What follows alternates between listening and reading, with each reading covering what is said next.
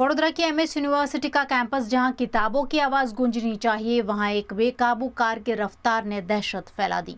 वडोदरा की महाराजा सयाजीराव यूनिवर्सिटी के कैंपस में एक बेकाबू कार चालक ने नियमों की खुलेआम धज्जियां उड़ाई। पूरी तरह काले शीशों वाली लग्जरी कार कैंपस रोड पर इतनी तेज रफ्तार से दौड़ती दिखाई दी कि वहां मौजूद लोग सहम गए। यूनिवर्सिटी बड़ोड़ा खाते एक्सटेन्डेड स्कूल है गेट है, त्या एक व्हाइट कार बेफाम रीते एंटर थई अने स्कूलना बच्चा अने हूँ मारी पोतरीने अहीं कॉलेजे लईने आવું છું અને રોજ અહીં બેસું છું અને એકદમ બીક લાગી। હું રોડ ઉપર દેખીને બાજુમાં ઊભો રહી ગયો, પરંતુ એ એકદમ બહાર બેફામ નીકળી ગયા।